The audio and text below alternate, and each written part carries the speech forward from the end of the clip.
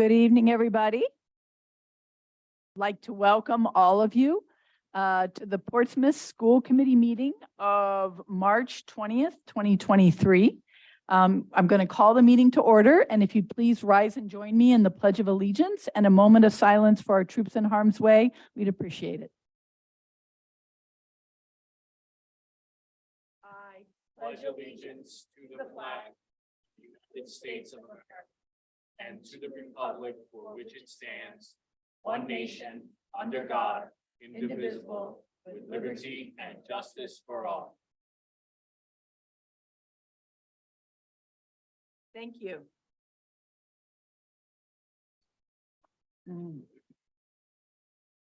Prior to this meeting, we had an executive session meeting. No votes were taken. May I have a motion to seal the executive session minutes, please? Second. All in favor? Any opposed? Unanimous, 6-0. Please let the record reflect that Ms. Skian is absent today. All other committee members are present. In case of emergency, we have 2 exit doors there and 1 here in the back, and we meet over at the school administration building.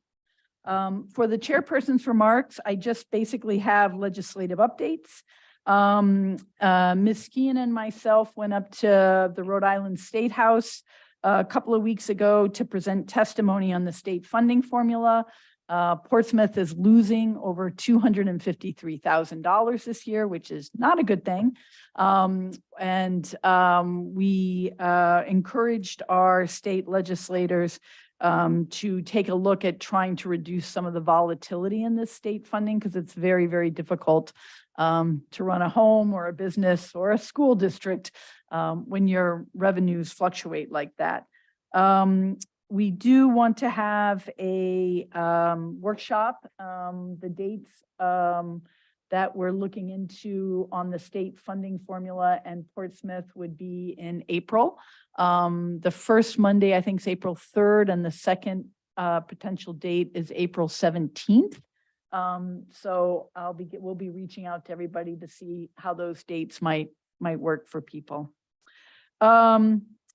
Last week or 2 weeks ago, we the school committee and the admin team participated in the Heron Wellness dodgeball tournament. I'd like to thank Ms. Blank for coming up with the name, Ms. Rhodes for providing the t-shirts. Thank you very much. But I think Melville had just as many people out for that as they do. I was going to say, we'd like to recruit Melville next year. I think we need to change our name to Cannon Fodder because we were 2 and out, but you know, that's still good fun. So we're going to change the agenda around a little bit tonight, given our guests, and I'm sure they may have homework, but they may also have bed and baths, who knows? So we're going to do recognitions first. We have some really impressive students who've won some major art recognitions here. And then we're going to have our Melville presentation. So Dr. Kenworthy. Yeah, are you going to come up? No. Yeah. All right. So we have a few recognitions this evening. First, we wanted to recognize AJ Sylvia here. Family, come on up.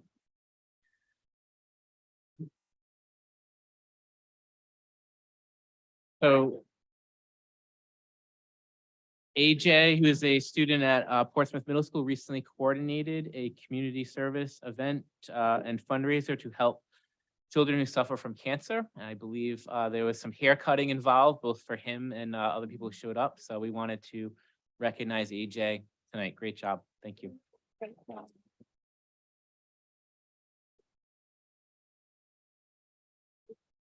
Congratulations.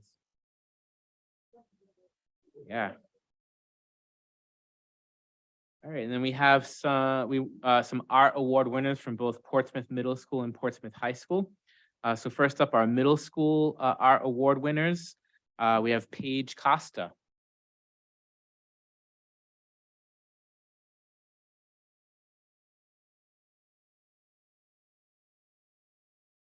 You may know Paige's dad sitting behind me over here.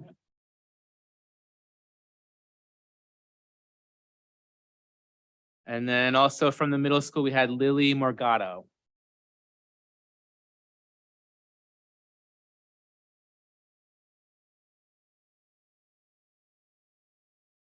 From Portsmouth High School, we had quite a few winners of various awards at the state level. So a Gold Key Award for drawing, Aiden Chen.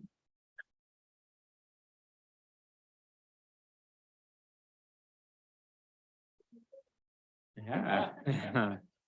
A Silver Key Award for ceramics, Samantha Hackett.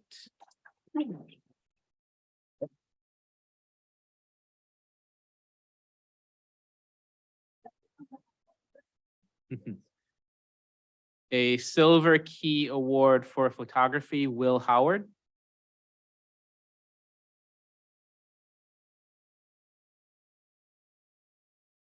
An honorable mention for digital art, Andrew Mello.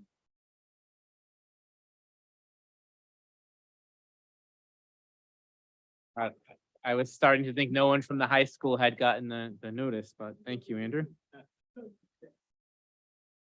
All right, an honorable mention for painting, Audrey Pham.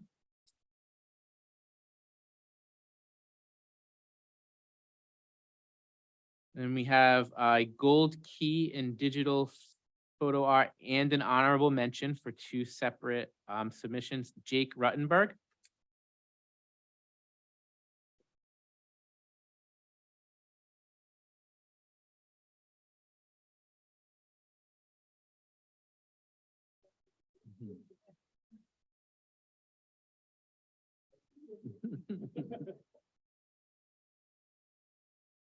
And a Silver Key in photography, Aiden Toner.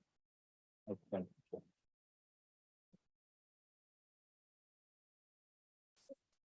Yeah, and many, just for everyone's information, many of these submissions and several others are out in the foyer here of Town Hall. What, Ms. Escobar, what? Who is it? Okay. Okay. All right, Maggie, come on up. We will get the, okay. Yep.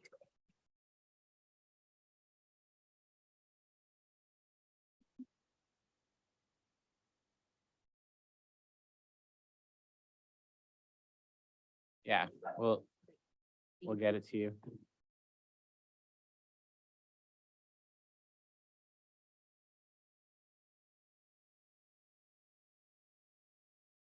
You wanted to get in. Oh, sorry. I thought you wanted to speak. I just wanted to quickly say, for those who do not know what Scholastic Arts and Writings are, it is actually one of the most prestigious awards that any high school kid can receive throughout the high school career. And the beautiful thing is that these kids won this award, which is really tricky. Thousands and thousands of entries go in. So it just goes to show the caliber of work that our students create in our town. And I also wanted to share what's super cool. These guys won it on the 100th anniversary.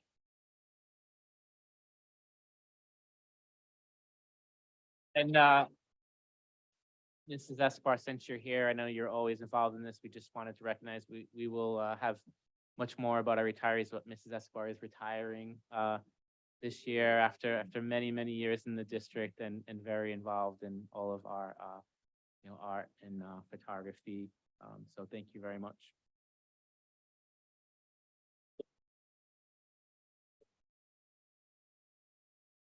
Okay, thank you. And award winners, if you need to head out, we understand, but we're going to move our Melville presentation up. And I just would encourage everybody after they leave the meeting to take a look at all the artwork out there in Town Hall. It is really incredible, the job they do at the high school with that.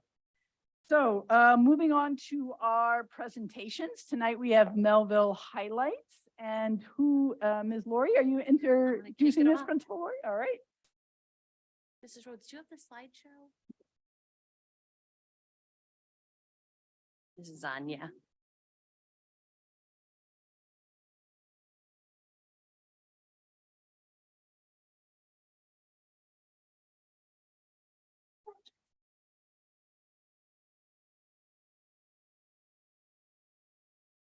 So good evening and thank you for allowing Melville this opportunity to present tonight. I'm in my third year as principal, and this is the first time that I've been able to present in person in front of you. So that feels very special tonight. So as we prepared for this presentation, we thought about what the best parts of Melville are, and that is without question our incredible students. And tonight you're going to hear from some of those amazing children. So I'll just give the slideshow a minute because that's where the agenda and some items are that we're going to speak to.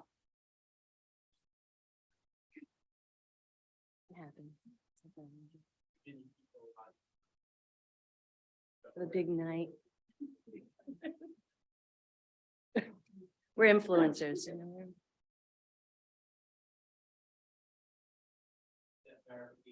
know. Unless you stay signed in. No.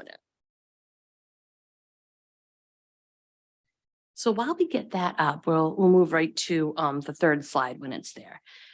We'll begin by introducing you to our student leadership team, followed by two incredible fourth graders who took the lead on a service project for our community. And then we'll give you a grade level spotlight, which reflects something we do each month at our community gatherings. So at this time, I'm going to invite Mrs. Powell and our Anchored for Life team leaders, Noah, Owen, Ivy, Julia, Sebastian, Colin, Scarlett, and Brooklyn to share with you about Anchored for Life and their experience as student leaders.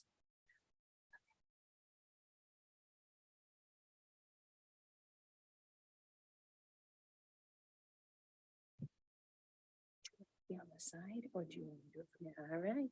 And we can go right to slide 3. Thanks, Heather. Thanks, Mrs. We can go right to the next slide. Like the side better? Noah's going to do it right from the side here. Anchored for Life Club is a peer-to-peer club focused on helping students as they face transitions. Our Anchored for Life team leaders provide support and encouragement as we welcome these students throughout the year. Welcome kits, moving kits, deployment kits, and together again kits are filled with resources to assist students and their families as they adjust to the many transitions that they face.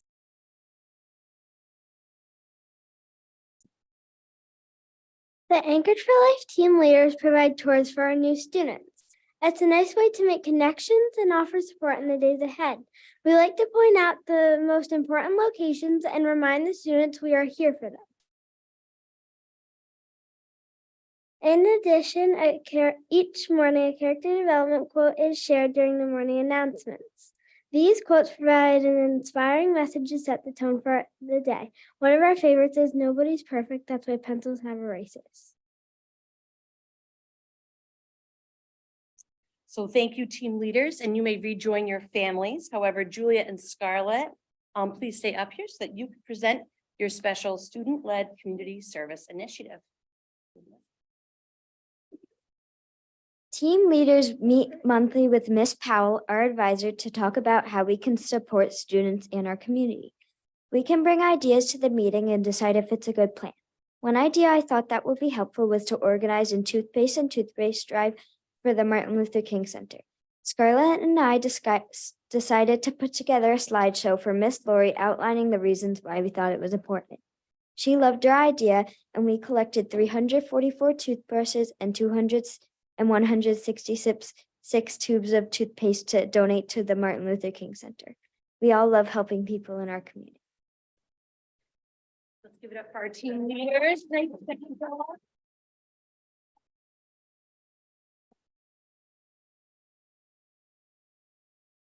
Each month, we host a community gathering and each grade gets a turn to take the spotlight. 7 p.m. is a little late for pre-K and kindergarten since this is probably past their bedtime. So for our early childhood students, we've put together this little message for you about their experiences as students at Melville.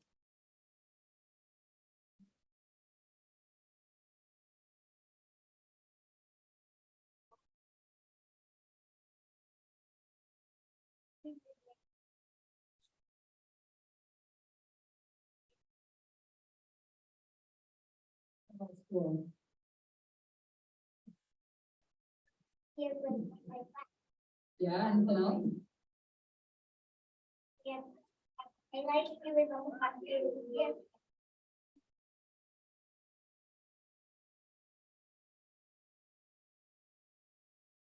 Well. You ate it.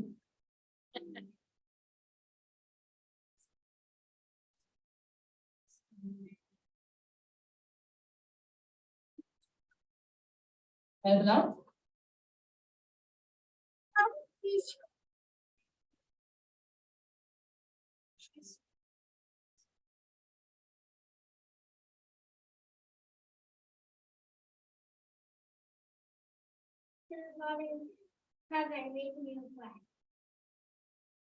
My favorite thing in kindergarten is math because we learn how to count by 10. I think the thing to garden is essential because we get to feel things. And then love picture. Starting to one science and kindergarten we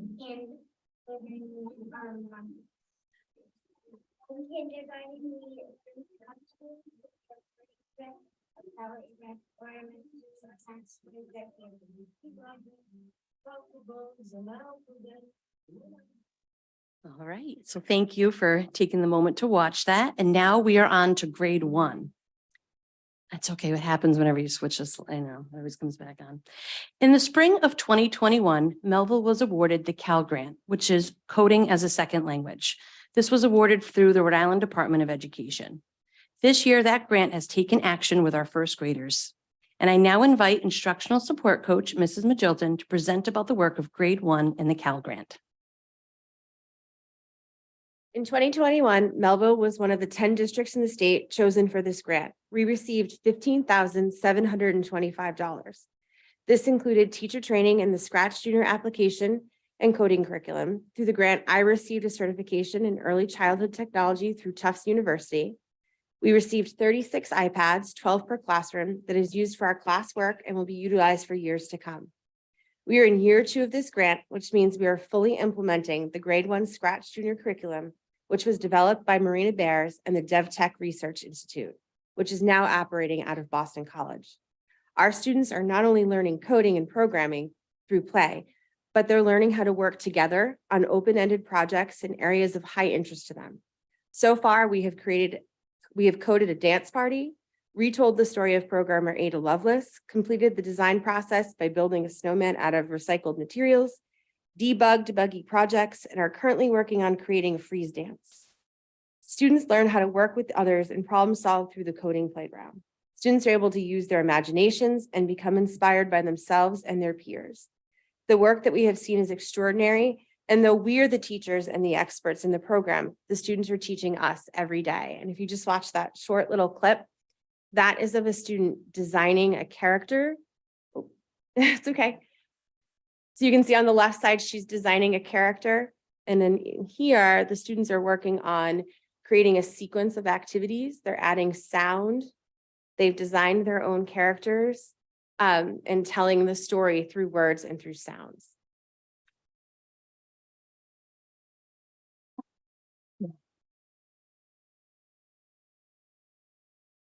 At our January community gathering, we highlighted grade 2. And this evening, we invite Veronica, Zoe, and Isaac up to share with us about positive affirmations. Positive affirmations can be defined as positive phrases and statements that we repeat to ourselves.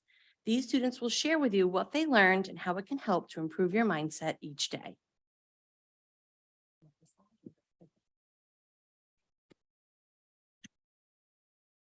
We have learned that starting our day with positive affirmations helps us in lots of ways.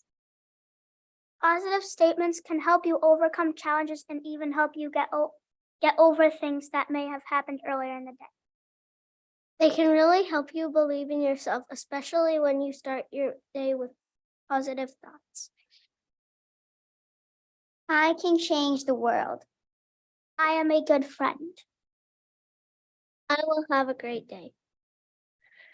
So as part of the January community gathering, they gave each classroom a bag of positive affirmations to read between January and February break to start our day on a positive note. And tonight they would like to share with each of you a bag of positive affirmations.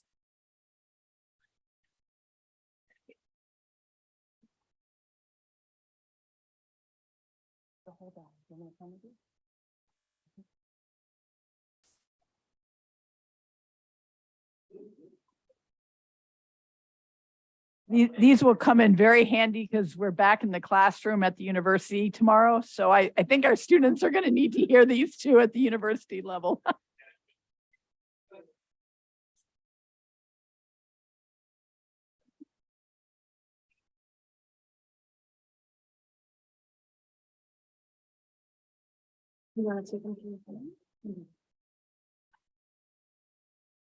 At the December community gathering, we put the spotlight on grade 3, and they presented to our school community a message and a lesson about gratitude. This evening, I invite Emily, Autumn, and Juniper to share with us about gratitude.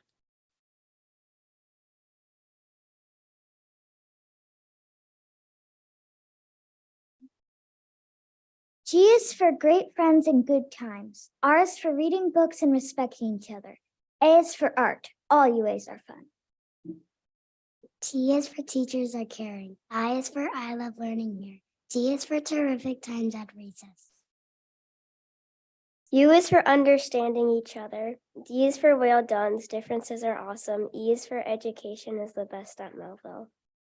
And thank you, grade 3.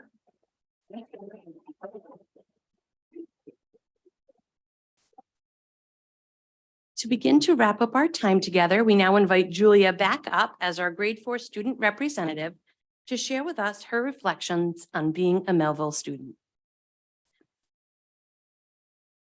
Being a student at Melville for the past 5 years has been amazing.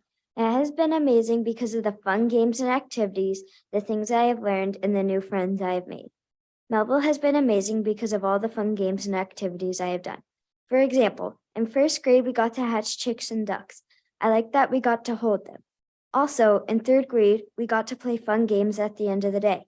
My teacher let us shoot basketballs into the mini hoop during dismissal. Finally, in fourth grade, we had Craftapalooza.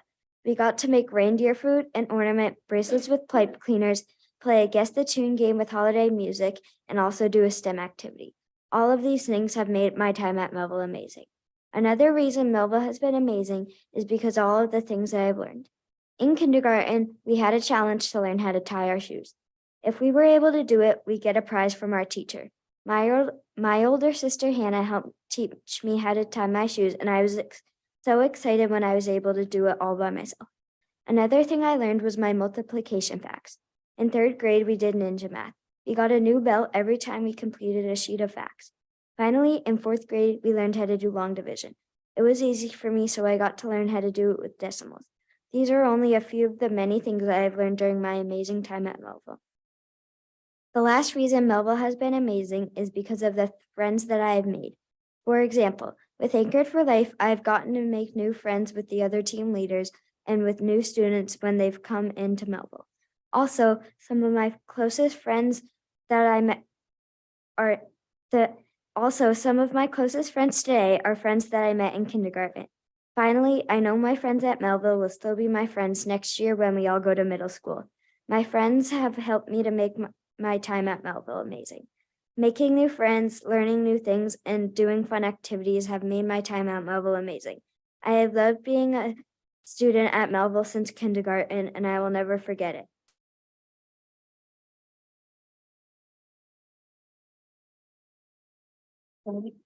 So for this last part, I'm going to invite the students right back up here with me.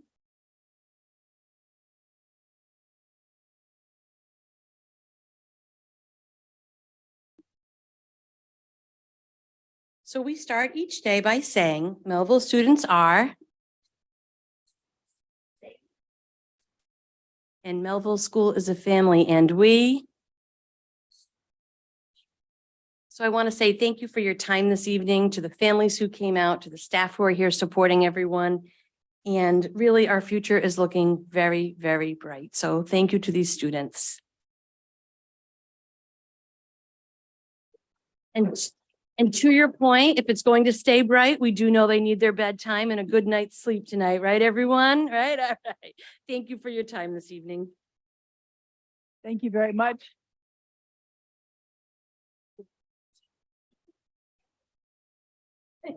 Thank you, Melville families and Melville staff. Good to see you in the back there.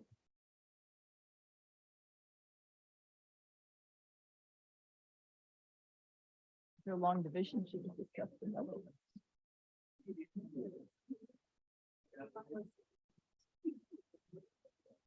Thank you.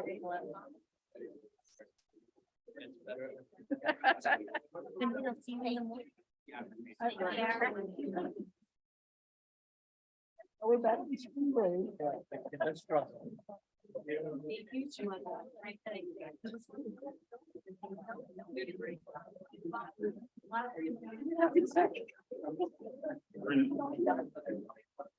I'm sure there are two ways.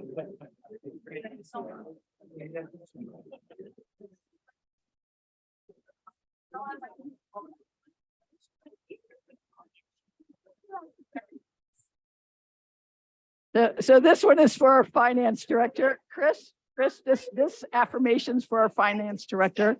My challenges help me grow.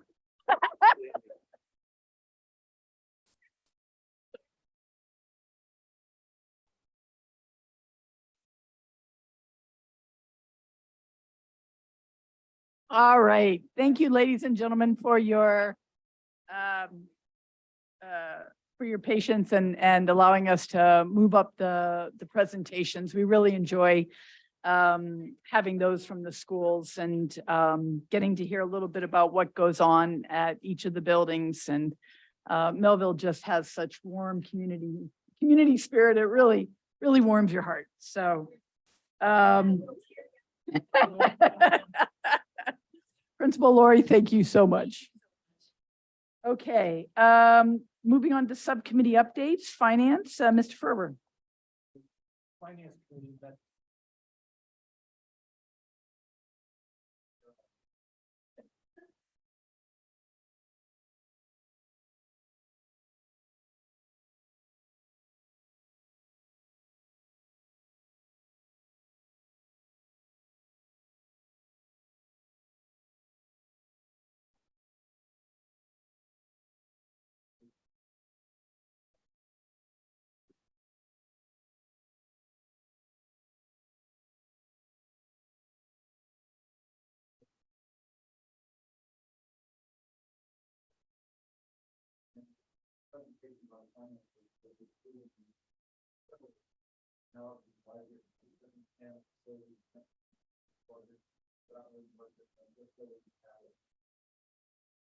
Thank you. Is there any public comment? I don't think so, but just in case. No public comment tonight. Our PHS liaisons, I hope you enjoyed that Melville flashback for some of you there. Welcome. I'm Elise Kerwin. I'm stepping in for Patsy Little. And I'm Fiona Daly. So this week is our Spring Spirit Week, which is just dress up days during the week. And then to close off our Spring Spirit Week, we have a masquerade dance this Friday. It's our first time having this event. It's sponsored by the Gender and Sexuality Alliance. And so we're really excited. We have ticket sales this week and there's going to be raffles and prizes and it's gonna be really fun. Last week was our Foreign Language Week. So each advisory had trivia, and then I think Ms. Carlson's advisory won. The school is decorated, and the announcements every day were in different languages. And then our international volleyball competition will be this Friday. We have a blood drive coming up next week. Our spring sports started today. And then on Friday, we had our women's flag football competition and the seniors won, my team. So That's all we had. Thank you. Thank you. Appreciate the Bye. update. Have a good evening. Okay, and now Superintendent, your update, please. Thank you. First up, I have some personnel updates since our last meeting. We have I've approved the hiring of Denise Roberts, who will be with us at PHS through the remainder of the school year as a English teacher. And I accepted several resignations. So Jenna Larson, science teacher at PHS, Cassandra Zaragoza, clerical finance at PHS, and Lisa Ritter, who's been with us for a number of years in the district and most recently been our district induction coach. And she will be leaving us to take an administrative position in the Barrington School District. So it's bittersweet, great opportunity for her, but we are sad certainly to see her go. And then the rest are just our spring, the remainder of our spring coaching appointments with the season, as you heard, starting here. So at Portsmouth High School, we will have Ryan Long as head baseball coach and Jonathan Lewis as assistant coach, Matthew McGuire and Ryan Swartz as volunteer assistants. Boys tennis coach Mark Hedden, golf coach Gary Sykes, assistant golf coach Tyler Angers. Boys lacrosse, where I believe we're still finalizing the head coach. We have assistant coach Connor Kellogg and girls lacrosse assistant Timothy McHugh.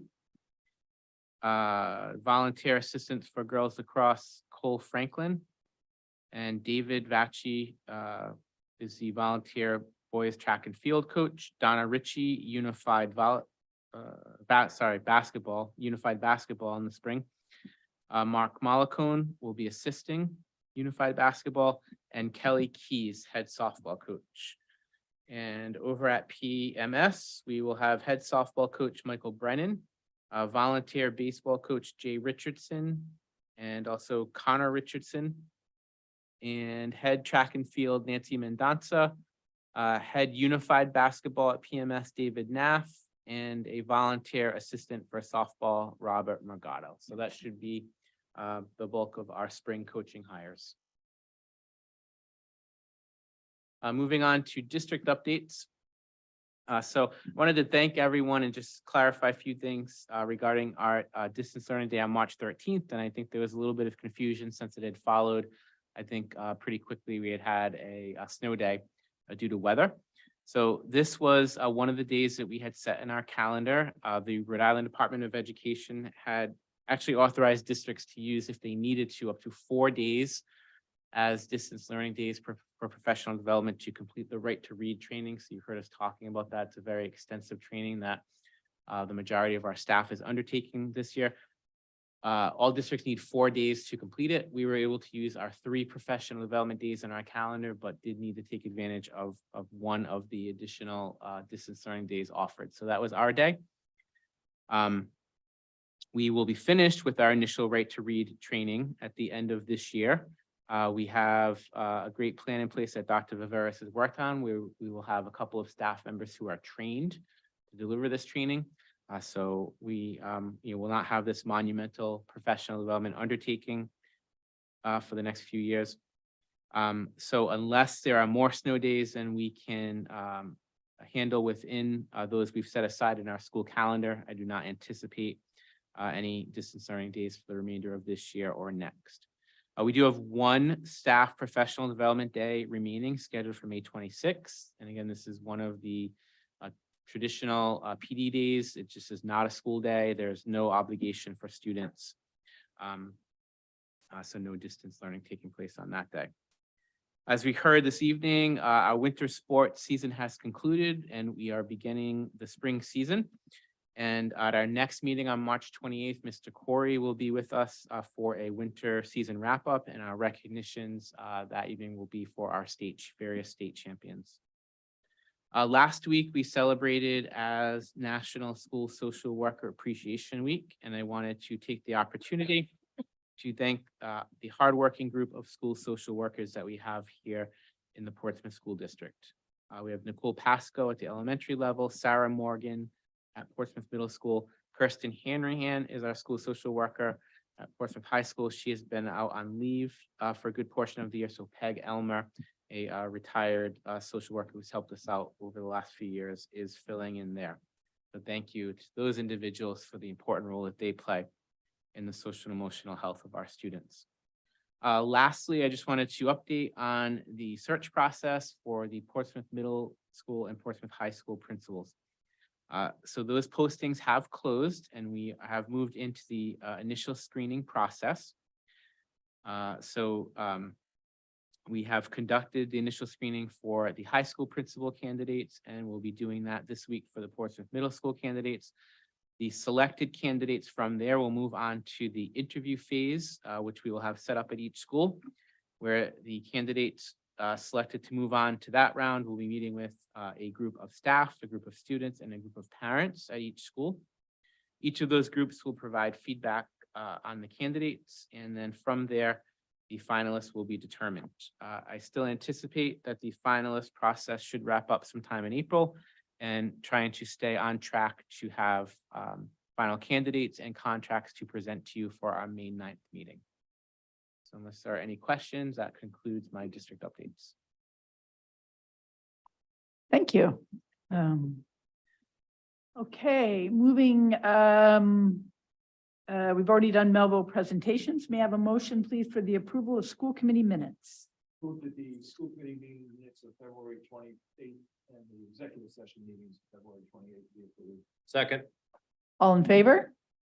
Any opposed? Unanimous 6-0. Can I, For the approval. Second. sorry, just pulling it up here real quick.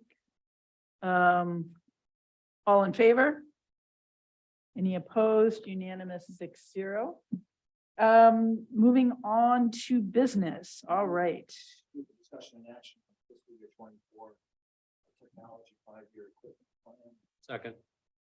Dr. Kenworthy. All right, so we are building up to the approval of our final operating budget, which with your approval will then be forwarded to the town council for review later in April. But there are a number of budgets that feed into that. So first up is our technology 5-year equipment plan, and Mr. Costa is going to give that presentation. It's short. Oh, Good one. It's good short. Hi, everyone. Thank you again. So this year's 2024 budget, my little car moving, but our vision this year goes with the destination Portsmouth, right? So we're here. Our vision is to pave that road for success in our school districts. So to help as many students as we can in all parts of the journey that we have together. So definitely want to make sure that you guys are aware that we're helping everybody in our district. We help our town out as well.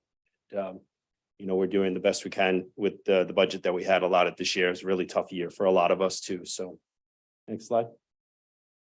Okay, so these are the things that we're going to go through and move ourselves past for this year. So we're going to go over the capital overview. We're going to do our network that we need to replace some 16-year-old switches that have been working hard for us, but I think it's time to get replaced. This technology has been a burden to us for the middle school and high school, so that needs to be replaced. Some devices, and you're going to notice this is a $0 budget this year, but there's a good reason for that. And then our copiers that need to be replaced. So on the overview this year, our 2024 operations budget for IT has been reduced. Majority of that is because of our device leases, and our device 1-to-1 this year has been set to 0. There'll be a good reason. We'll go over that in the next few slides. And then just the progression of our next 5 years. And it's very difficult, as you know, to budget for tech, because we don't know exactly where we're going to be at the 5th year, but we know pretty much what's going to happen next year, give or take. So on the next slide.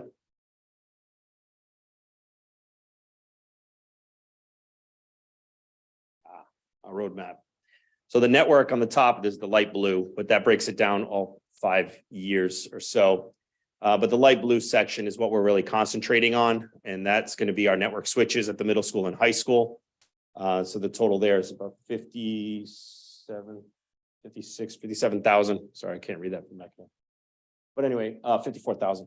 And then we do have to replace our server at the middle school, because those are two are aging servers. They're out of warranty right now, and we need to make sure that we have redundancy at the middle school as our backup for our high school. So those two, and that is not E-ratable. So E-rate is a program that we get from the FCC that allows us to use those funds. We get 40% discount on network equipment and our internet. Hopefully in the future, we're going to start seeing cybersecurity be part of that. That's what we're trying to push now. A lot of schools are trying to work with the consortium to get FCC to allow that to happen. So hopefully we can get that in the near future. Any questions regarding the networks? Very good. Thank you. Quick question on Yeah. that. So help me understand for Yep. the switches, Yep, there's an upgrade price, an E-rate price, and then FY 2024. Yep. That FY 2024 is the actual budget amount, correct? so That's on what's being the requested? bold lower one is what it would be with the E-rate. So the price with the E-rate is the bolded one underneath FY 2024. The one on Okay. top is if something happened and we wouldn't be allowed to get E-rate. We'd have to pay the full price, which will be the cost of the server, which is non-E-ratable, plus the E-rated cost of what the network switches cost, That 76,000 is for both, both. is that for both switches and the server? At the middle? Correct. So it's both. So it's the 54 plus the 22, almost 22,000 Okay, servers. thank you. Yep. So that's why we have it on the overview. It's the actual E-rate price. We haven't had it, and we always have that E-rate with us, so it's been great every year. Just, we always have to put those secondary prices in case something happens. Okay. Ooh, very small. So, top line is our 2024. In your package, you'll have it. Probably impossible to see it on the screen. Everything is $0. The reason for that is that our administration team did a wonderful job. We got grants. We were awarded a RIDE grant that allowed us to purchase a lot of our devices. We were able to use ESSER funding to purchase our Chromebooks this year. So we didn't have to worry about that. We used the funds for that. And we were able to buy the actual CTE laptops for our CTE program that are aging. So we worked with our CTE teachers at the high school. And the ones that we have now, the engineering laptops have just, the batteries don't last, processors are out of date, and we need to update them to the latest revision to match what we need for Project Lead the Way and our CTE program. So all that was purchased with the Rhode Island grant that we received, as well as funding from ESSER 2 this year.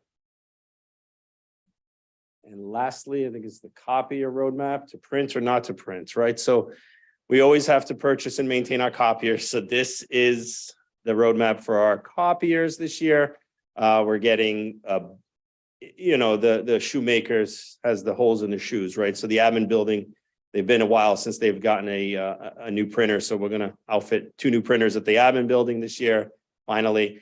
And then our biggest offices at the high school, the math and science, heavily use those printers. So we want to make sure we get some new printers for them to make sure that they're not failing as often. And we've gotten a lot of calls that they go out all the time to have them repaired. So those 2 are going to be replaced this year as well.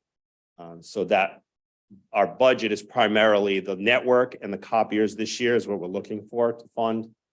And then the next slide is basically some of the funding sources that I put together and how we receive them. So we had the RIDE funding that Dr. Kenworthy and Dr. Viveris put together with Chris and myself, and we budgeted that $160,000 that we were awarded for that. And we were able to purchase carts for the elementary schools that needed them. We were able to purchase the interactive TVs for high school and middle school now. So now we have 20 additional for the high school. And then we're starting our rollout with 10 at the 5th grade level. So now we'll have those students with interactive TVs in the classroom. And we also bought the CTE laptops with those funds. So that was a huge expense and a great thing to have for our budget. And we saved overall, we saved a lot of money by doing it this way. We were able to cut down the prices because we're buying it now versus waiting until the end of the year when we didn't know what the prices would be. So we were able to get all that equipment, would have cost us $200,000 for $160,000, which is ideal. We used the ESSER 2 funding to purchase our 520 Chromebooks this year. That was a huge cost savings, saved over $198,000 from our budget. So that did help a lot. And then we have our E-rate funding as well that we're looking to purchase and our network equipment from, and our internet, which we have a gigabit internet for our whole district, which is more than enough for everything that we do. And then finally, the ECF grant, we have applied for that in the past. We received a ton of funds last year for our Chromebooks. And this year we applied for round 3. So now we have round 3 that we added another $220,000 to start. Hopefully we'll get this grant if they have funds available And that will be able to purchase for next year's students already. So we're already preempting for next year's Chromebooks, which is ideal. But the first round gave us students as well as teacher Chromebooks. So that was a huge help and benefit last year. So we went out, applied again for the third round of the grant, and hopefully we'll get that. So that'll be another cost savings for next year. As well as, you know, we're looking to see if cybersecurity will be an addition so we can get our school districts a little bit tighter with security going forward. So we're hoping for that. That's it. Short. Thank you. Does lobbying for the cybersecurity to be part of E-rate go through your tech consortium? Do you need our legislators to help with that? Yep. How can anybody assist you in trying to make that happen? Because I think that's really important. So we're part of a few groups now with the CISA, as well as our tech consortium that we have now with all our tech administrators. And we're all lobbying for that as well. So there's a group of people that we know, and I can get you the information that actually push that with Senate. Yeah. Thank you. Mayor. I just have a question when it comes to, well, I have a couple of questions and, well, one question, one comment. I'll start the question with the copiers. Are we, since we're moving kids to Chromebooks, is Yep. this becoming the $36,000 a year becoming the new baseline for copiers? Or are we going to see a projected decrease in the copier amounts if we're going to be using more Chromebooks instead of handouts? So a majority of our students have Chromebooks. They don't print from that. Everything is basically sharing. The copiers are meant for teachers to be able to print out some worksheets and things like that. It's been decreasing over time, the amount of prints, which is a good sign, and we track that. So over time, we may see that these next year, we might not replace the exact level of printers. They might get pushed out a year because we're not printing as much. So we'll notice that in the elementary schools that they're not printing as much. There's a lot more sharing going on, or not necessarily a lot of printing going on at those schools. And then at the high school is where we still have a lot of printing, but they're still new to the whole. A lot of the teachers are still new to the Chromebooks. They just received them last year. So they're getting their feet wet. They're learning more about sharing. And I think next year we'll start seeing a decrease in prints. And when we see that decrease in prints, then the copiers will be less refreshing for us. And that'll be a cost savings overall. So we're hoping that number goes down year over year. So, and then this is, Chris, you're probably gonna have to tag in on this one. So I'm a little, and I know that we're gonna have a budget line that has a revenue that covers the expense of the lease and the one-to-one zeroing out. But on paper, it's gonna look like a massive increase. So I just want to make sure that we're like putting it out there now that unless we get another grant or another source of revenue to cover the expense for 24, it's going to look like a massive increase. Yeah, that's always a risk when you get a one-time grant and you use it, you know, for something that's continuing and not a one-time cost. So absolutely. That's Yeah, it's I on our understand. radar screen. Like, we're in bad enough position now. I'm just concerned that we're gonna create a structural deficit for 25. Yeah. Something to think about. Absolutely. We're gonna fix that. We're gonna keep getting more grants. We got funding, you know. We'll do some commercials, you know. Right on. Great. Okay, thank you. So much for that. Seeing no more questions, can I have a vote to approve the FY 2024, a motion to approve the FY 2024 technology 5-year equipment? So move. So moved. So move. And second, okay, all in favor? Any opposed? 6-0. Thank you. B, please, have a motion to discuss. Move discussion and action. FY 24 facilities rental agency budget. Second, you don't have to change your Nope. stuff, Karen. So you don't have to change your notes, Karen. All right, so again, building up to the approval of our operating budget, there are some lines that tie into our facilities, rental and gate receipts budget as well. So Mr. Duro will walk us through our proposal for those budgets for this year.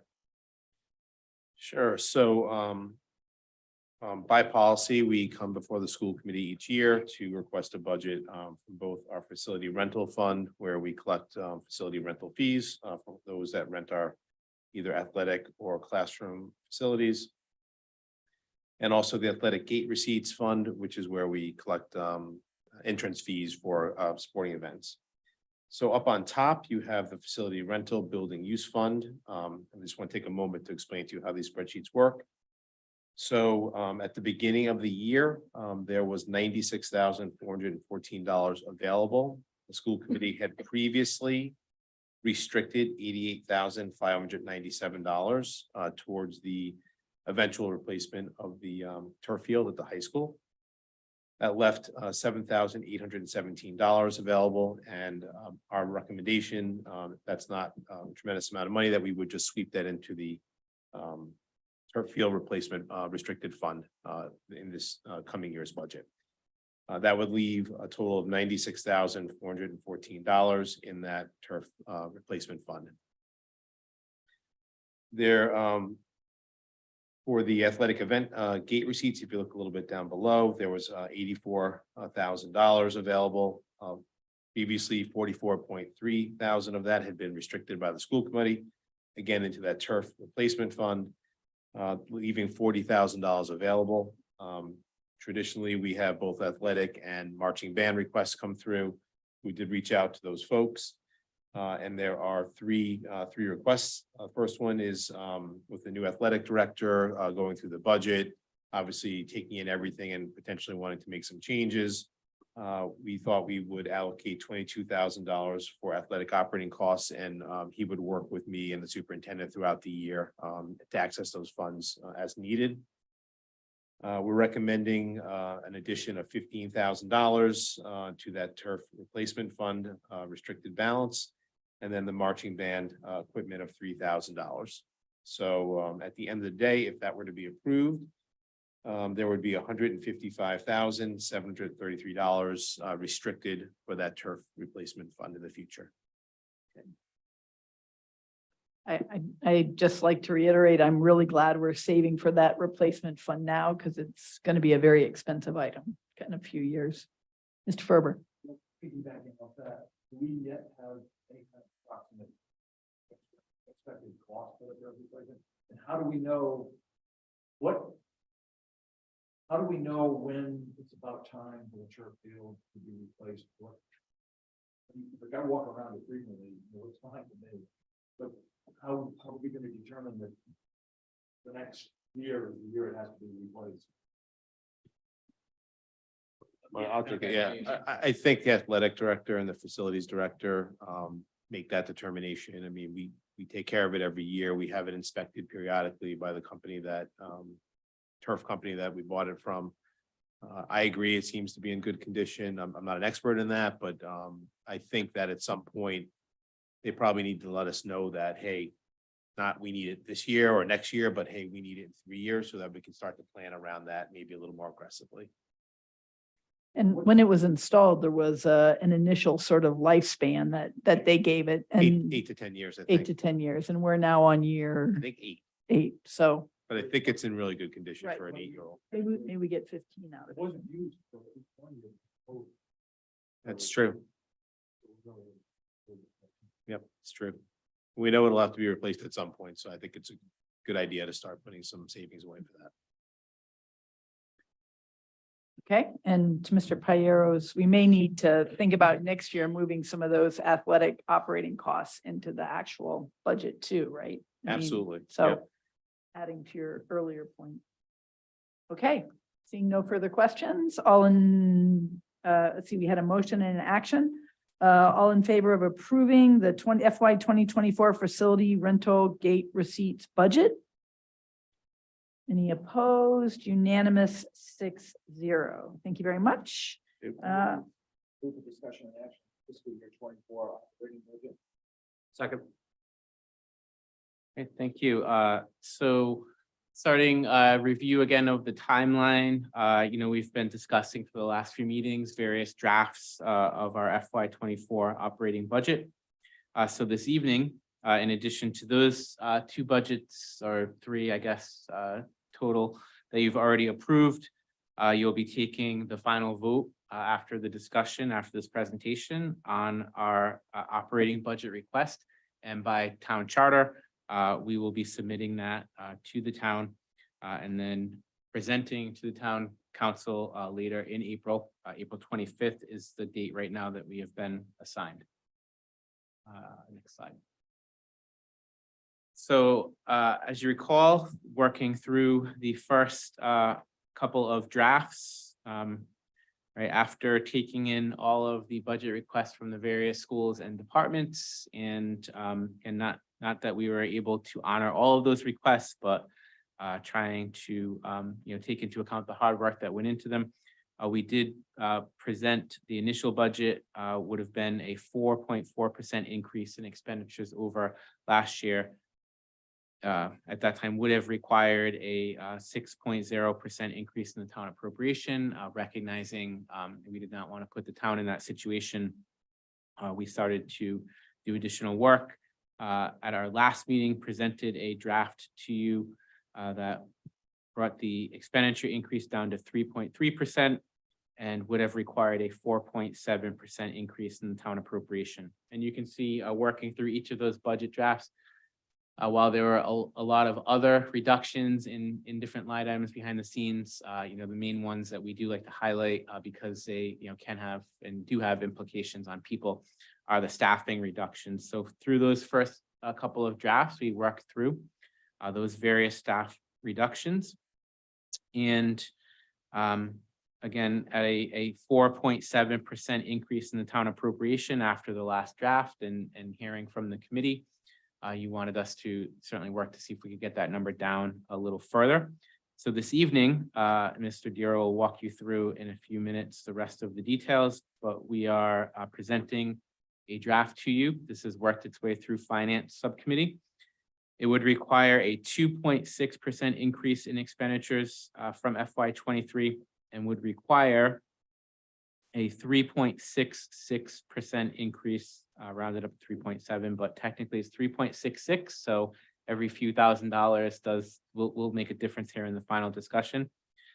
So that's again, the 3.66% increase in the town appropriation. So while again, there have been a lot of other reductions that we're able to make in certain areas that we'll walk you through in a minute. Mr. Costa's already highlighted, using that $160,000 21st Century Technology Fund that we received, we were able to bring down our lease payment even further. And then for personnel, there were just these additional reductions here, which I've highlighted. So a 0.4 reduction in speech therapy for elementary, which we will absorb with remaining staff members. A 0.4 reduction in our district math coach, so that position will still exist, but move to part-time.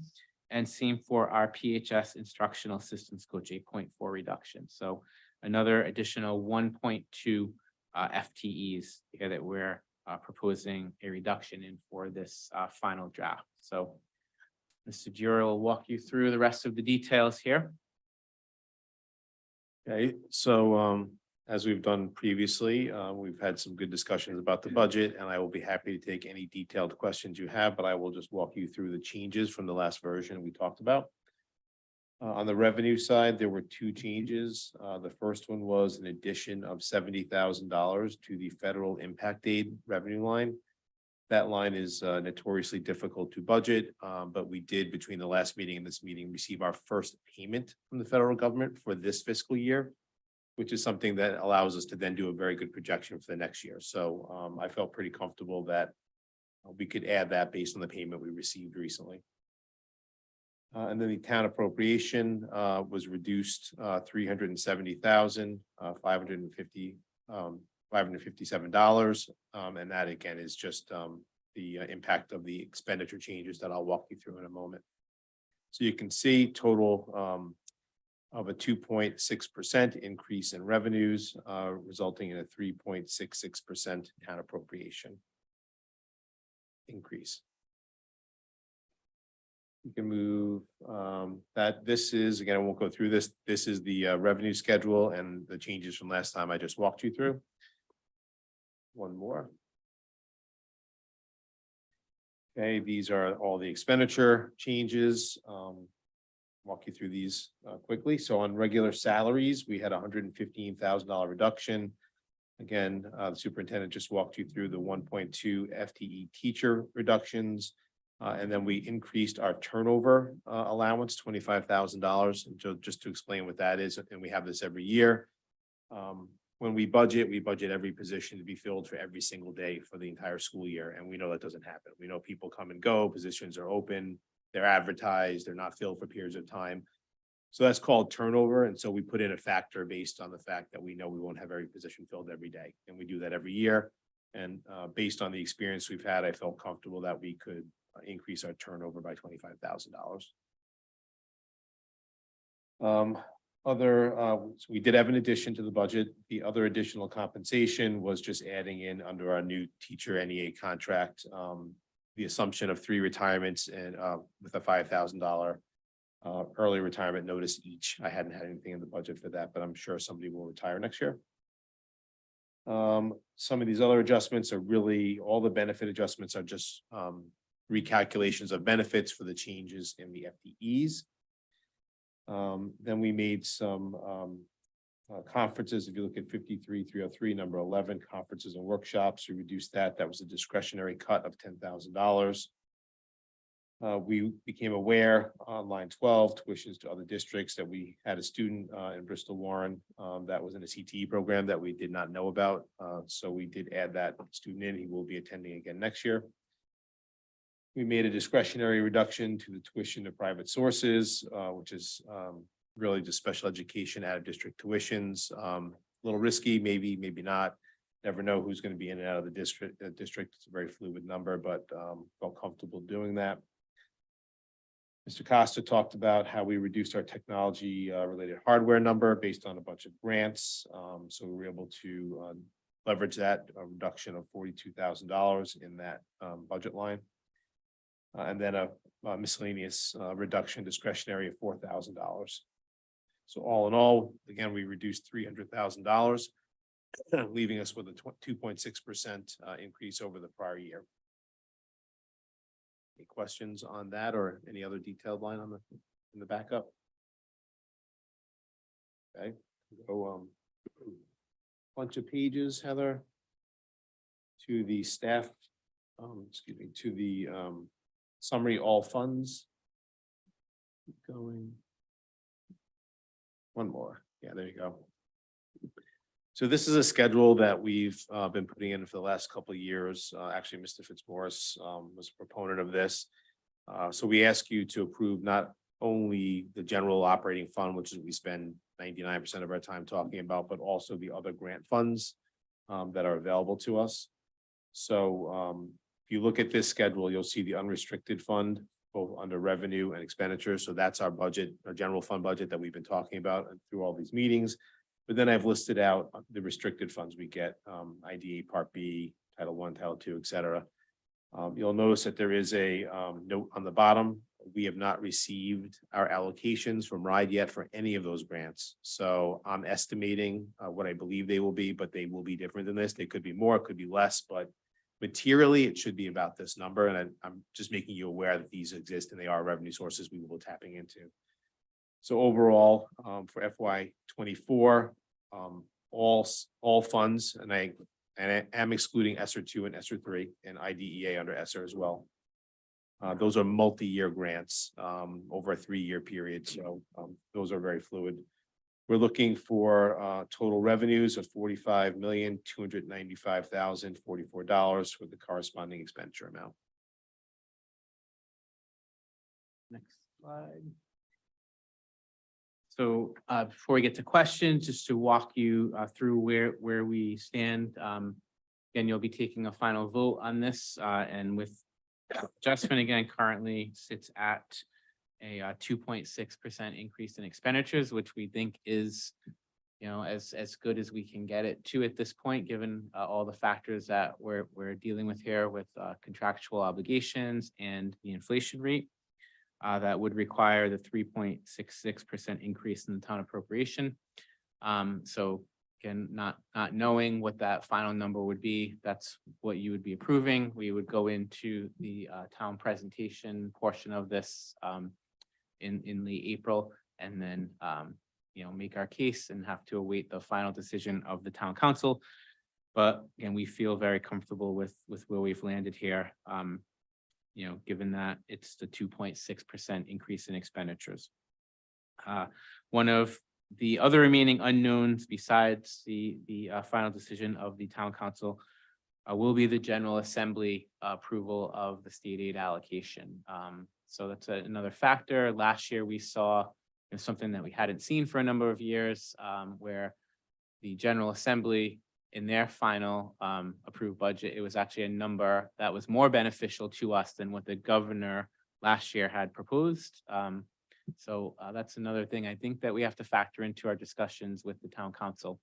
Last year we were, as the school department, we're not able to recognize anything from that change because the town council, budget had already been approved. But we have seen that happen here in the recent past. So I think it's another thing that we'll have to factor into our discussions with the council. So again, that meeting will take place on April 25th. And I think we are ready for questions. Mr. Ferber. So we have it on.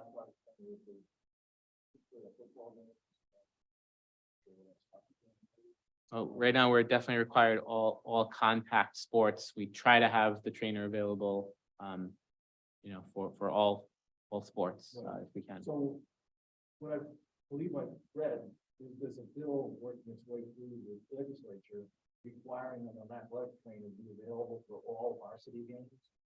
And if that was to be approved, that would be a significant additional expense to our budget, I think. Plus, I'm not sure if the state would find enough people Mhm. for those positions. But does this sound like something you're familiar with? Or?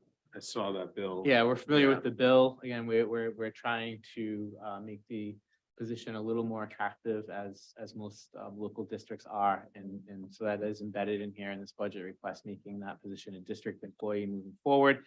It will allow us to do better, be able to utilize the position and add some other responsibilities that we could take advantage of. What is potentially another example of state imposing a requirement which there's no funding? Yeah, I mean, we've also seen the value, right, of athletic trainers being at athletic events and what they can provide. Yeah, but yes, it is unfunded from the state level. Yeah. Yes. Ms. McDade? I just wanted to ask about the positions where 4/10 of a position is Mhm. being eliminated. On a practical level, how does that work? Are we, is someone going from full-time to half-time? Is they're just shuffling around? Yep, so we have Cover the rent. 3 positions are actually recognized in that the individuals who have been part of the discussions and are well aware, they'd be moving from right now a full-time 1.0 position to 0.6. So one of those individuals is our early childhood coordinator, who also takes on some additional speech responsibilities. So that's what we'd be reducing there and absorbing with additional staff. And so she would remain as as the early childhood coordinator, but at a 0.6 position. And then the instructional math coach and the instructional systems coach, yes, they're currently full-time positions. They'd be going to 0.6. So, for the coaching, we'd work these details out with the individuals in the schools, but so you'd be looking at instead of 5 days a week to maybe 3 days a week. Thank you. Other questions? I would just say, Mr. Ferber, I was at the State House when they discussed that bill, and you had I think the Superintendent's Association get up and give the experience of a high school where it was like you might have 5 games going on 4 different fields and different parts and really questioning the practicality of requiring that. So it didn't seem like it was going gangbusters forward, but as mentioned, it's good to have an athletic trainer at the events if you can. As I said, there aren't enough trainers available. Right. In the entire state. They couldn't possibly fulfill it even if they made it.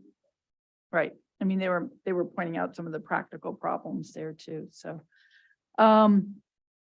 So I think, you know, having been on the committee now for about 10 years, this is the toughest budget season in some ways I think we've seen, and that's including those years where we knew we were having a reduction from the state based on the funding formula implementation. I think the difference there was we knew that in advance, and the staff could plan for it, however, you know, painful as it was. Whereas what we're seeing this year is wild swings in state allocations of, you know, the initial projected decrease was 560,000 for Portsmouth. I think Mr. Diro said that was a 16% decrease. And then the governor comes up with this one-time patch of 253,000 for Portsmouth. But that's one time. So we may be looking at another 260,000 decrease next year. And, you know, last year it was North Kingston, South Kingston, I think maybe East Greenwich had a big swing. This is just crazy. School districts can't deal with these huge fluctuations in revenues. And I would just point out that I don't think the district has a spending problem, as Dr. Kenworthy pointed out, a 2.6% increase in expenditures, given the inflation, given rising costs, is not at all excessive.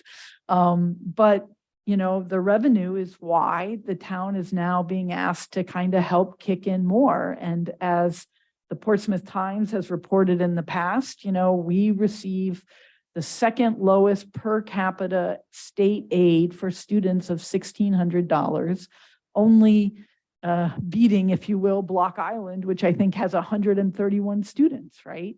And comparable districts don't. And I think this is part of the reason that there's a real push to kind of figure out what the town might not be doing. I don't want to say wrong, but you know, why we're in this position compared to East Greenwich or Barrington that don't seem to be having these huge swings. And I don't know the answer to that, but I would just applaud the administration. I think, you know, we've heard about these grants, you know, that are hundreds of thousands of dollars that are providing necessities for the kids when it comes to technology that Portsmouth taxpayers are not going to have to pick up. But, you know, I think we also have a duty to tell the town what it costs to run a quality school district. And I think a quality education is something that Portsmouth families want. It what makes us a vibrant community and a great place to live. I know it's going to be hard for the town to swallow 3.6, but I think, you know, we need to really go in there and say, we've cut positions, we're cutting discretionary expenditures, and we're filling gaps with grants. I mean, this is something that we want to be very, very careful about implying that this is, you know, sustainable, because you don't know if these grants are coming forward, right? And I think at a minimum, like last year, and I'm on a little bit of a soapbox here, but I'm very mad at the state at the moment. But last year, when the state came through with that extra $100,000 for the school, the town turned around and said, great, we can reduce our allocation. So they only had a 1.9% increase. I think this year we really need to go in and say, you know, if by some miracle the state comes through with a little bit of extra help, don't use it to reduce the town allocation, but add that back to the school budget, right? Because next year we'll be even in a worse position, you know? So anyway, I don't have any questions on the actual numbers because I'm on the finance committee and we've gone through these in detail. So that was my little speech. But if there are no other questions or speeches, Ms. Blank, we will then move to the vote, but go ahead, please. I just want to say, I really appreciate your hard work, Chris. This has been long and arduous, and I appreciate the finance committee and having you on it, Fred, you know, really helps have that confidence with you guys in those positions. I just want to appreciate the hard work. I know it was extremely difficult.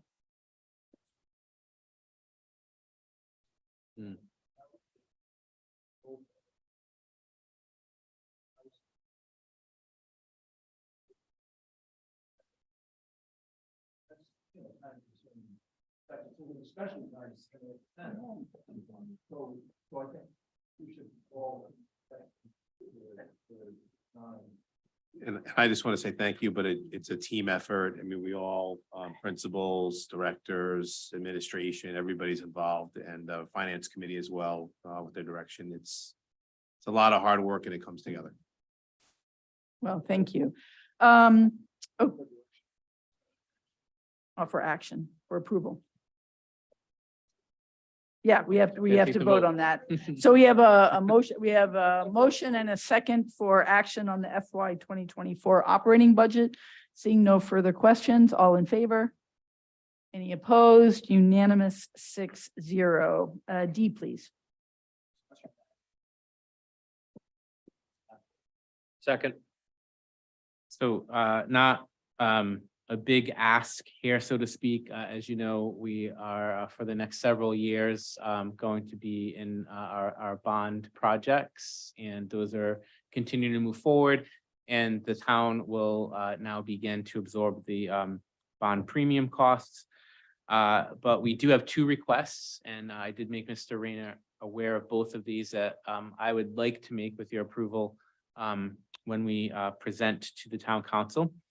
And both of these would help with our capital projects, you know, excluding of the bond projects moving forward. So the first relates to town impact fees. So you've heard us talk about these for a number of years. And last year we were informed due to some changes in the way that the town calculates those fees, that any monies collected for these town impact fees that are imposed on builders would no longer be able to go to the school department. So last year there was, I think, about $400,000 remaining in an account that we were able to access the funds. We made a request, several projects we completed over the summer, but we've been told there's $90,000 remaining in the fund that had been set aside for the school department. So I would like to request the use of those remaining funds. We feel there are plenty of projects in all of our schools. Again, these would be outside of the bond projects, just regular maintenance and improvements that we need to make. The most pressing being plumbing repairs at various schools, and then parking lot maintenance, and that's mostly at PMS. But I'm sure many of our parking lots could use it. In addition, this is a request that I would like to make moving forward.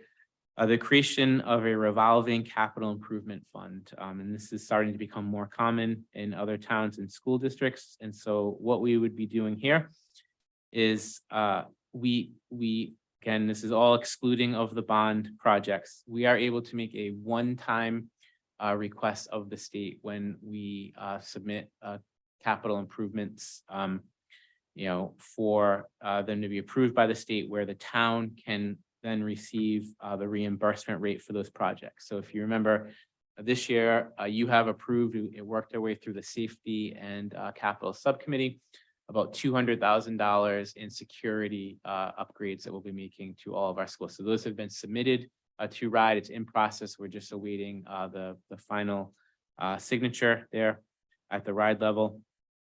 So let's use that as an example. Going forward, we'll make those improvements, and then the town would then get the reimbursement rate assigned to those projects. So typically our reimbursement rate is 35% when it comes to capital projects.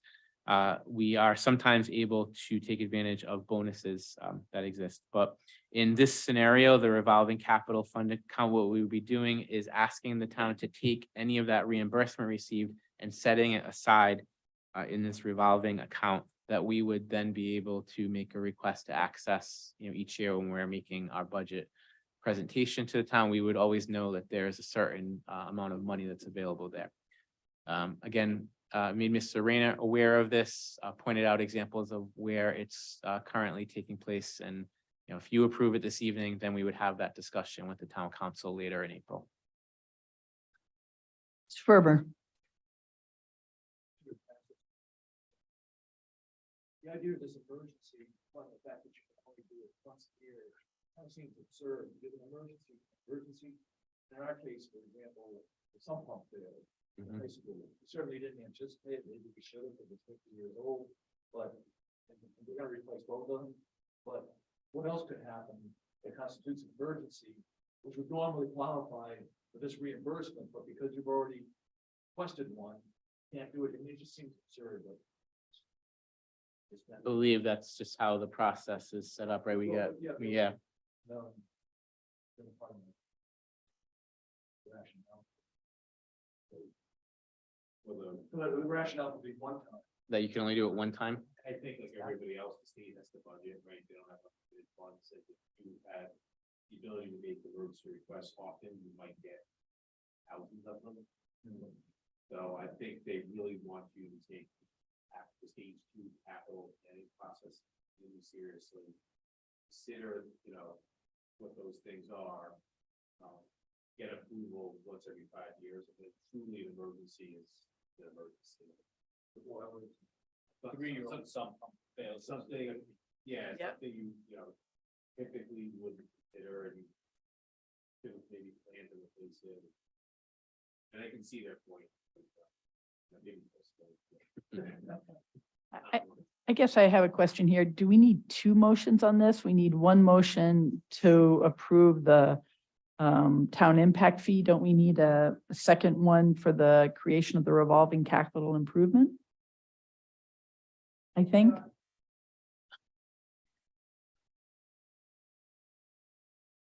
The agenda says budget. It says capital budget request of 90,000, but that doesn't actually, I mean, we can approve that, but would that then cover that second paragraph, which is the creation of the revolving capital improvement fund account? I guess my question to Dr.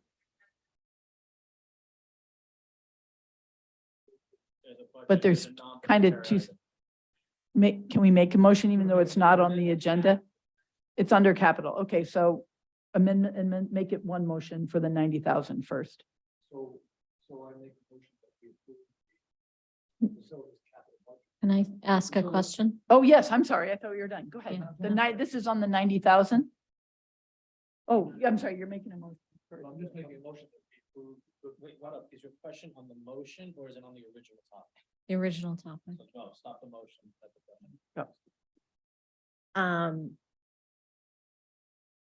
Did this go through finance subcommittee? Yes. Okay, thank you. And anywhere, is there better description than plumbing repairs and parking lot maintenance? That seems quite light. Finance committee, it was talked about the PMS curb. I don't know if you've seen that. It's very problematic. And then there were leakages in 2 of the buildings. High school bathroom, I don't think they had detailed out the repairs costs, but I suppose we could add a list. And Yeah, then, we would certainly do that. I mean, the main thing is just, you know, it's the way the process works. We do have to get authorization from the town to access those funds, but we have been told that there's $90,000 remaining in that account. and then how does those plumbing repairs in the high school line up with the capital projects of where we're updating the bathrooms? So the bathroom is one example, but there are leaks in many walls and ceilings that are being tackled on a weekly basis by our maintenance folks. So there are several issues that would want to be addressed if we could do that, and also the work at the middle school. So is any of the work that we're doing now work that we're ripping out later? For No, plumbing? oh, Okay. no, sorry. Yes, I get your question. Nothing is going to be done and then removed. It's incremental. Thank you. No, I just want, I'm sorry. One more question. I have one more question as a follow-up to this. So once these specific plumbing and parking lot projects are identified, will those specific projects come before the capital committee and the full body? before they're Probably a good idea. for yeah. approval. Mhm. Yeah. So we'll see more information. All right, thanks. Yeah, they're probably gonna be big enough to get out anyway, so. But I think Ms. Blink raises a good point that maybe when that goes into the town for a request, maybe just a little bit more detail might stave off that question.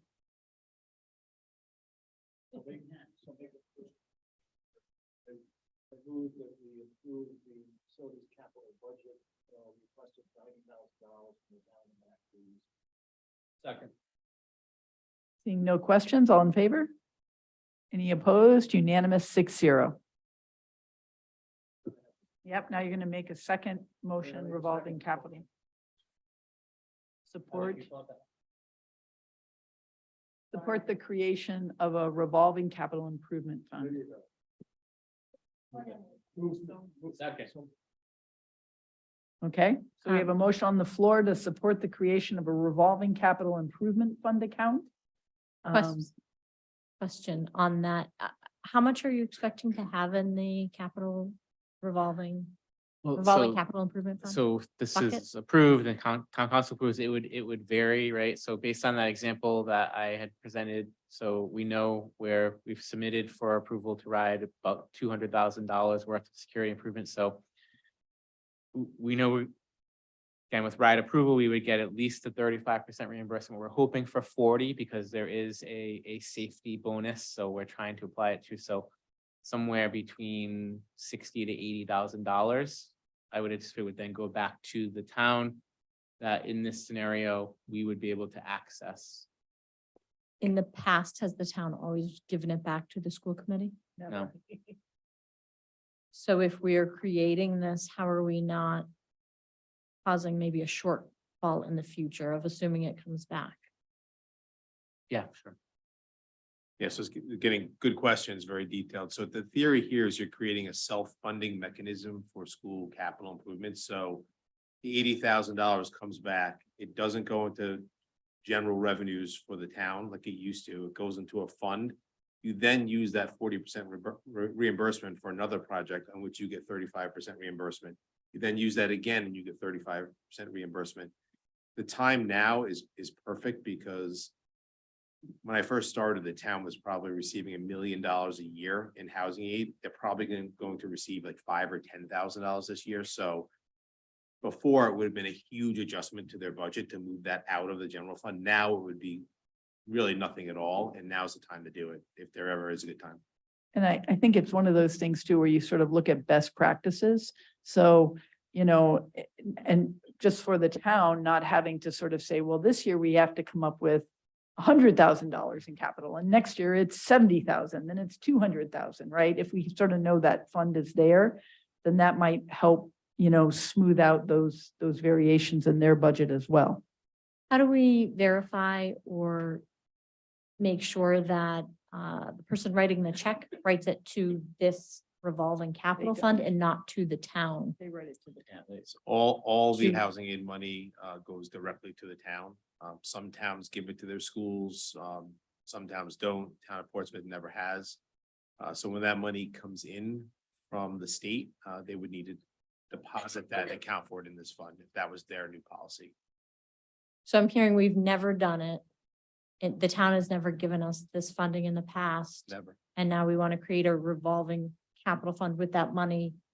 What leads you to believe that we're going to get this money to start the revolving fund? Well, I think we're. in the Yeah, we- I feel like process- I'm missing We something. need town council approval to do it, and it's our recognition of the fact that, Oh. with the.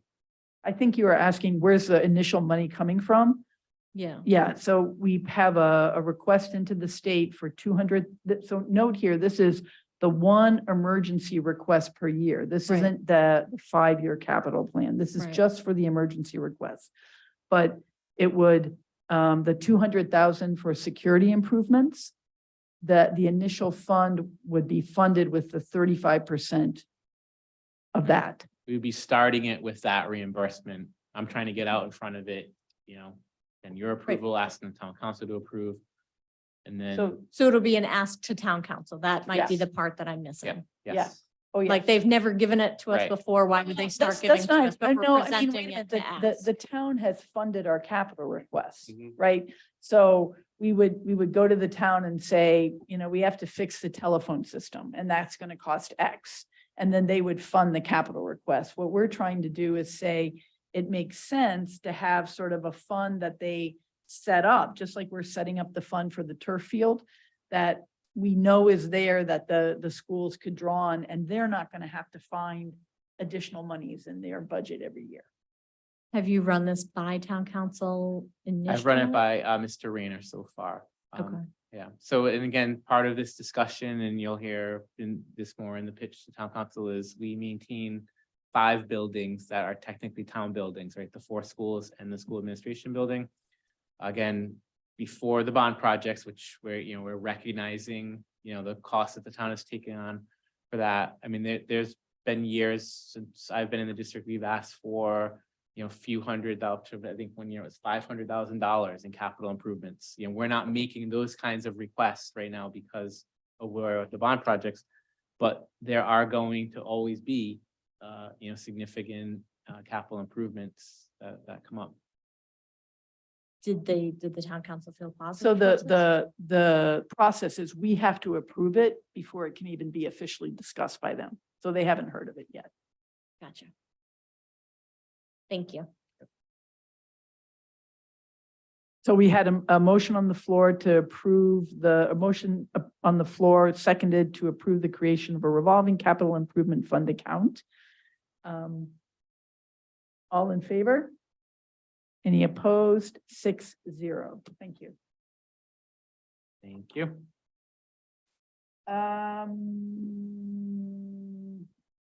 All right, moving on to policy, Ms. McDade. Can I move for discussion and action on policy GCF, criminal background checks for employees? Second. This is our final read, No changes. no changes. All right. Seeing no questions, and it was approved by the policy subcommittee and everything. All right, all in favor? Second read. Any opposed? Unanimous 6-0. F, please.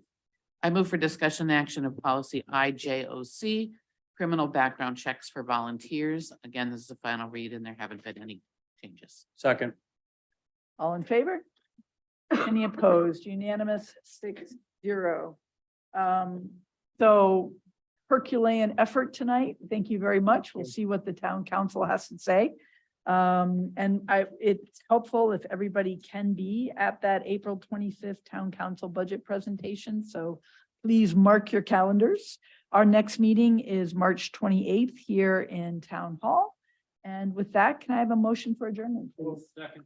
All in favor? Unanimous 6-0. Thank you much. Thank you.